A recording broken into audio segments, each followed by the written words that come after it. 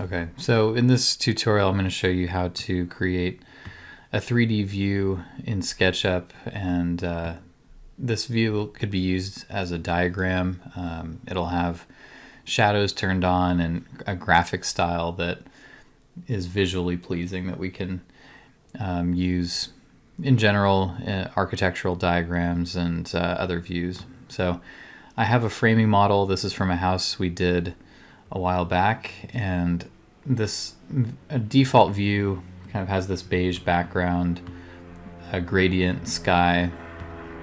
But in order to create a diagram that shows this the way I'd like, what I'm going to do is first look at the style. So under styles here, notice the default style is selected. I'm going to change this to hidden line, and that'll give us a white surface, black line view.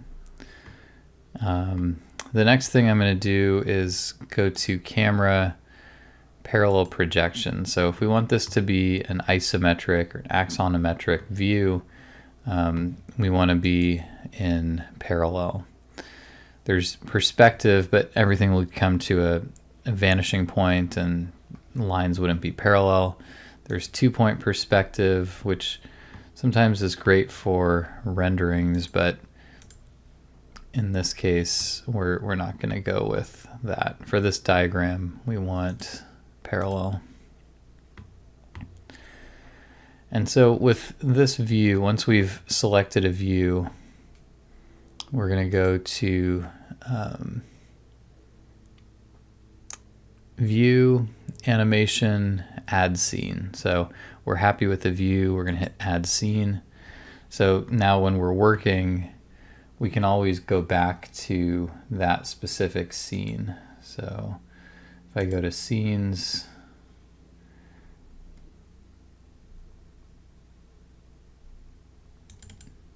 double click on that, I can find that scene that we just created. So I can rename this, right click, rename. We can call this diagram 1. So there's other scenes in this view, but imagine if I'm working, I can always double click and go back to this.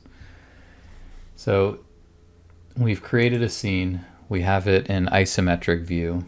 So this is already pretty good for diagrams. We can turn shadows on.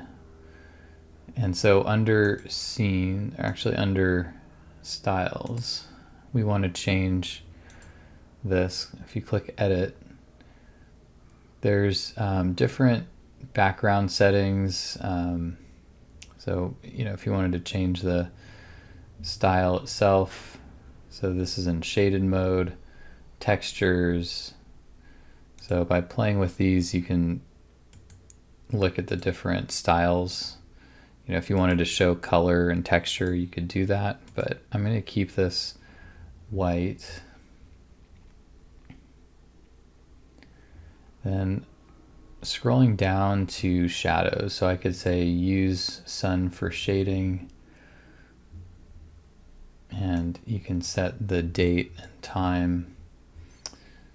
We want to make sure shadows are turned on first. So we're going to click on this icon here, so this show hide shadows.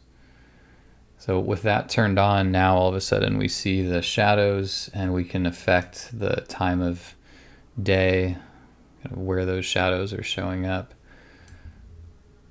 time of year.